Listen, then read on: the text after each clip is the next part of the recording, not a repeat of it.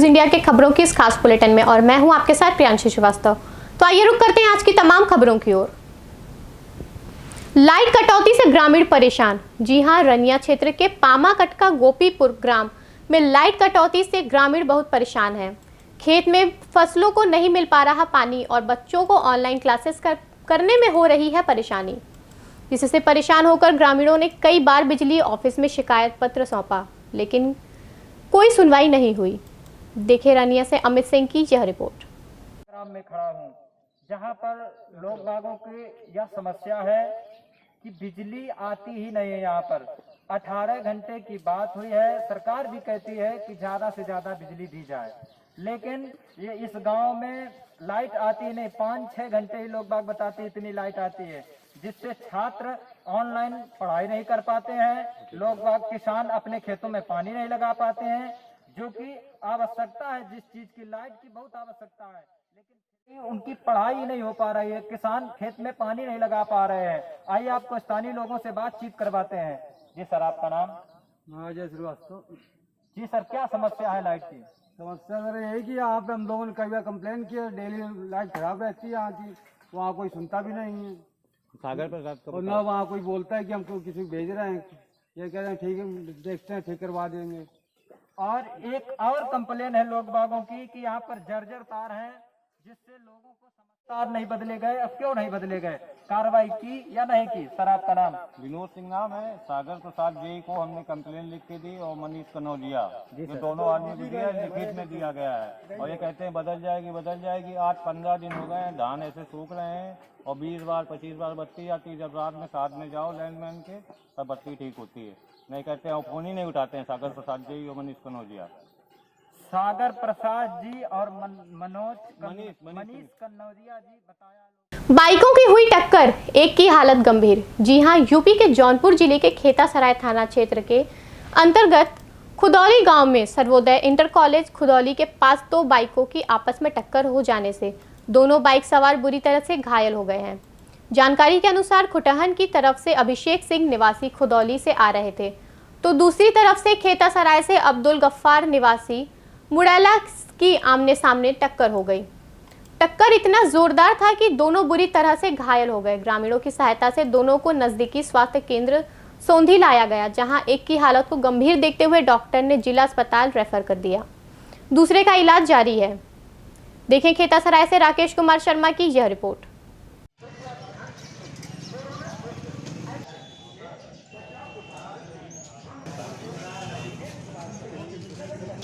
Accident कैसे हुआ है? ये प्रत्यक्षदर्शियों के अनुसार गड्ढा था, दाहिने साइड गड्ढा था, बाएं साइड गड्ढा था। दोनों इधर एक ही साइड में होगा, इसलिए दोनों आमने सामने की टक्कर हो गई। अच्छा, बता रहे हैं कि वो रोड में जो काफ़ी गड़बड़ है, बार बार वहाँ एक्सीडेंट होता है। नहीं, रोड गड़बड़ है, वहाँ बार बार एक्सीडेंट होता है। और वहाँ कुछ लोगों का कहना है कि वहाँ कुछ ऐसी आत्माएँ हैं जो वहीं पर हमेशा बार बार, क्योंकि वहाँ 10-20 एक्सीडेंट हुए हैं, गंभीर एक्सीडेंट हुए हैं। तो प्रत्यक्षदर्शियों का कहना यहाँ भी है। सरकारी सस्ते गल्ले की दुकान का प्रस्ताव हुआ पास। जी हां, यूपी के पीलीभीत जिले के थाना पुरनपुर की चौकी घुंगचिहाई के अंतर्गत ग्राम दिलावरपुर में सरकारी सस्ते गल्ले की दुकान का प्रस्ताव पास किया गया। बता दें कि दिलावरपुर ग्राम में 2 स्वयं सहायता समूह संचालित थे। पहला किसान स्वयं सहायता समूह, दूसरा भीमराव अंबेडकर स्वयं सहायता समूह। दोनों के बीच बहुमत देखने के बाद ग्राम प्रधान रामनिवास शर्मा की अध्यक्षता में एसडीओ व नायब तहसीलदार महोदय के द्वारा सरकारी सस्ते गल्ले की दुकान का प्रस्ताव अंबेडकर स्वयं सहायता समूह के नाम से पास किया गया।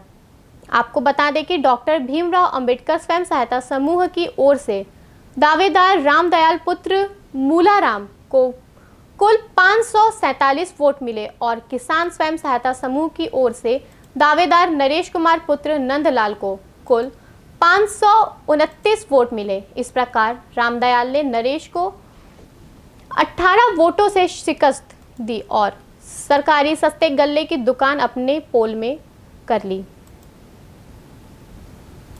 देखिए पूरनपुर से विनोद कुमार वर्मा की यह रिपोर्ट।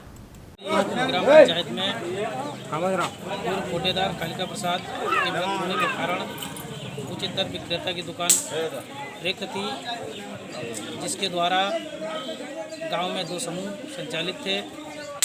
अंबेडकर स्वयं सहायता समूह व किसान स्वयं सहायता समूह, जिसमें कोटे में खुली बैठक हुई और खुली बैठक में अम्बेडकर स्वयं सहायता समूह को 18 लोगों का समर्थन ज़्यादा हुआ, जिससे अम्बेडकर स्वयं सहायता समूह के पक्ष में नायब तहसीलदार द्वारा व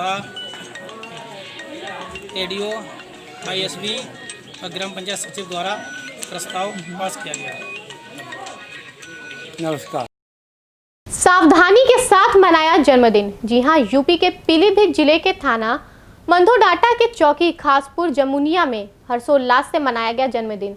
जी हां, आपको बता दें कि जमुनिया के रहने वाले श्यामलाल, उनकी पत्नी गुड्डी देवी दंपत्ति ने अपने बच्चे दीपांशु का 8वां जन्मदिन मनाया, जिसमें उन्होंने होममेड केक का उपयोग किया और यह जनता से अपील की कि हम होममेड केक का ही प्रयोग करें, जो कि ठीक है, क्योंकि कोविड-19 के चलते कुछ भी बाहर से लेना खतरे से खाली नहीं है। देखिए पूरनपुर से विनोद कुमार वर्मा की यह रिपोर्ट। क्या नाम है बच्चे का? चौथा जन्मदिन मना रहे हैं? 8वां। ये आपके पड़ोस में क्या कौन खड़े हैं? क्या नाम है आपका? आपका क्या नाम है? कहाँ के रहने वाले हैं? तो इस लॉकडाउन से कुछ आपका जो बच्चा है, कुछ लॉकडाउन से कुछ केक में मिलने में या कोई अन्य सुविधा हुई है क्या? पूरी सुविधा थी।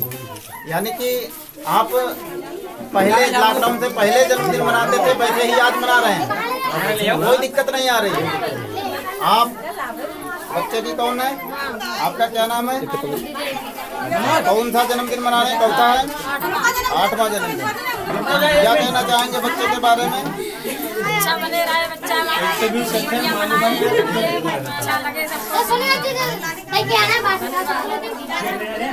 पीड़ित परिवार की हर संभव मदद करेगी डॉक्टर विशाल।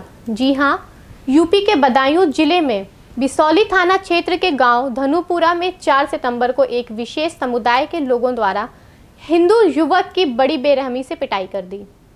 युवक, जिसका नाम रवि है, आज भी आईसीयू में पड़ा अपनी आखिरी सांसें गिन रहा है। युवक का गुनाह इतना था कि उसने मुहर्रम पर ताजिए निकालने की सूचना पुलिस को दे दी थी। पीड़ित परिवार का कहना है कि पुलिस ने अब तक आरोपियों के घरों पर एक बार भी तबिश नहीं की है। मुख्य आरोपी अभी तक पुलिस की पकड़ से बाहर है। भारतीय जनता पार्टी संभल के युवा जिला अध्यक्ष डॉक्टर विशाल चौहान दल बल के साथ पीड़ित परिवार को सांत्वना देने के लिए उनके घर पहुंचे, जहां उन्होंने लोगों से कहा कि सीओ बिसौली से उनकी बात हुई है। उन्होंने 1 या 2 दिन में मुख्य आरोपी को पकड़कर कड़ी से कड़ी कार्यवाही करने का आश्वासन दिया है। उन्होंने कहा कि योगी सरकार अच्छा कार्य कर रही है, परंतु प्रशासनिक अधिकारी अपनी कार्यशैली से सरकार की छवि बिगाड़ने में लगे हैं। देखिए उघैती शर्की से बलभद्र सिंह की यह रिपोर्ट। धनुपुरा में जो पीछे 4 सितंबर को जो घटना घटित हुई है, उसके संबंध में आज यहाँ पर भारतीय जनता पार्टी के युवा जिलाध्यक्ष संभल से डॉक्टर विशाल चौहान जी हमारे बीच हैं। तो जानकारी लेते हैं कि इस घटना में आखिर क्या हुआ और इसमें क्या कार्रवाई आगे की जाएगी। मुझे ज्ञात हुआ था, कोतवाली बिसौली के अंतर्गत ग्राम धनुपुरा का ये मामला था। यहाँ एक लड़का था हिंदू समुदाय का, तो उसने ताजी वाजी को लेकर विरोध किया था। तो यहाँ जो मुस्लिम समुदाय के तमाम लोग हैं, उनके घर ज़्यादा हैं, तो उन सब लोगों ने इनके घर में घुसकर घेर कर इनको बहुत ज़्यादा जानलेवा एक तरह से हमला किया, जिसमें वो व्यक्ति अभी वेंटिलेटर पे है और मुझे जानकारी मिली है कि वो अभी उसका जीवन संकट में है। लेकिन सबसे बड़ी बात ये थी, घटनाएं तो हुई, लेकिन पुलिस प्रशासन की जो ठंडी प्रतिक्रिया मुझे यहाँ देखने को, वो भी सुनने को मिल रही है कि एक भी दबिश, अभी 6 अभियुक्त थे, उसमें 6 आरोपी थे, 6 में से 5 ने खुद सरेंडर किया और 1 आरोपी अभी फरार है। लेकिन पुलिस की एक भी दबिश अभी तक उसके घर पर नहीं आई। ये थोड़ा विचारणीय प्रश्न है कि आखिर प्रशासन ने क्यों एक सख्त संदेश देने की इस तरह की कोशिश नहीं की, जबकि सांप्रदायिक मामला था, इतनी बड़ी घटना है, तो ये बहुत गलत बात है। मैंने सीओ बिसौली को अभी अवगत कराया है कि थाना पुलिस द्वारा यहाँ अभी तक गांव में इतनी बड़ी घटना होने के बावजूद आरोपियों के घर दबिश ना जाना, यानी कि उनको संरक्षण देना, ये बहुत ही निंदनीय है, गलत है। अच्छा, एक और हम देखते हैं कि योगी जी हिंदुत्व के लिए एक बहुत बड़ा संदेश देते हैं। वो खुले मन से कहते हैं कि मैं हिंदू हूं और उनकी रक्षा करूंगा। ऐसे में एक विशेष समुदाय के द्वारा इतनी बड़ी घटना को अंजाम देना और पुलिस के द्वारा सुस्ती, ये कहाँ क्या संदेश देते हैं जनता को?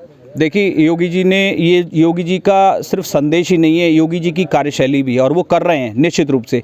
ये यहाँ के लोकल पुलिस प्रशासन की कमी है, उनका दोष है और इसमें निश्चित रूप से उच्च अधिकारियों को अवगत कराया जाएगा और इस संबंध में उनको अवगत कराकर जो दोषी हैं उन पर कार्रवाई की जाएगी। वैसे अभी सीओ बिसौली ने मुझे आश्वासन दिया है कि हम एक दिन के अंदर जो छठा आरोपी है उसको अरेस्ट करेंगे और दोषी है उनके खिलाफ भी कार्रवाई की जाएगी। अभी के लिए बस इतना ही। आगे की तमाम खबरों के लिए बने रहिए फास्ट न्यूज इंडिया के साथ। तब तक के लिए मुझे दीजिए इजाजत। धन्यवाद।